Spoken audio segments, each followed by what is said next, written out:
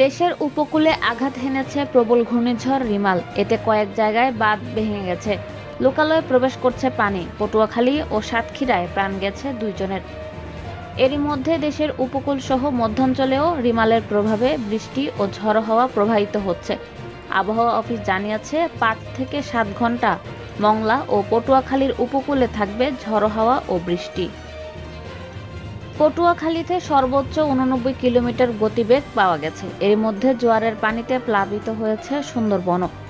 পানিতে তলিয়েছে চর অঞ্চল সহ বনের উঁচু এলাকা। বরগুনা ও ভোলা সহ কয়েকটি স্থানে বেড়িবাঁধ ভেঙে গেছে।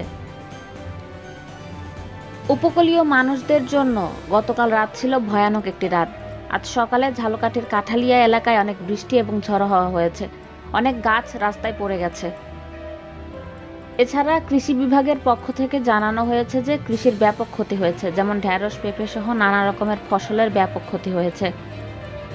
ফায়ার সার্ভিসের পক্ষ থেকে জানানো হয়েছে গতকাল রাত থেকে এ পর্যন্ত 30 জনকে রেস্কিউ করে আশ্রয় কেন্দ্রে নেওয়া হয়েছে এবং শতাধিক গাছ রাস্তা থেকে অপসারণ করা হয়েছে এবং গাড়ি চলাচলের জন্য ব্যবস্থা করা হয়েছে।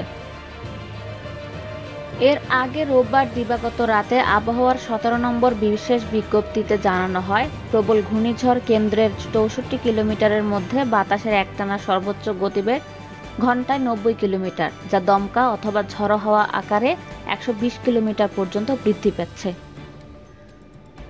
পায়রা ও মোংলা সমুদ্র বন্দরকে 10 নম্বর মহাবিপদ সংকেত দেখিয়ে যেতে বলা হয়েছে।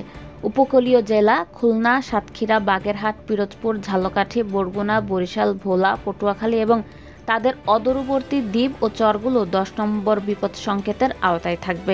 আবহাওয়াবিদ ডক্টর মোহাম্মদ আবুল কালাম মল্লিক স্বাক্ষরিত বিজ্ঞপ্তিতে আরও বলা হয়, কক্সবাজার ও চট্টগ্রাম সমুদ্র বন্দরকে 9 নম্বর মহাবিপদ সংকেত দেখিয়ে যেতে বলা হয়েছে। উপকূলীয় জেলা চট্টগ্রাম, কক্সবাজার, ফেনী, নোয়াখালী, লক্ষ্মীপুর, চাঁদপুর এবং তাদের অদূরবর্তী দ্বীপ ও চরগুলো 9 নম্বর মহাবিপদ সংকেতের আওতায় থাকবে। এছাড়া খুলনা, সাতক্ষীরা, বাগেরহাট, পিরোজপুর, ঝালকাঠি, বরগুনা, বরিশাল, ভোলা, পটুয়াখালী, ফেনী, নোয়াখালী, লক্ষ্মীপুর, চাঁদপুর, চট্টগ্রাম ও কক্সবাজার জেলার নদী বন্দরগুলোকে 4 নম্বর নৌ মহাবিপদ সংকেত দেখিয়ে যেতে বলা হয়েছে।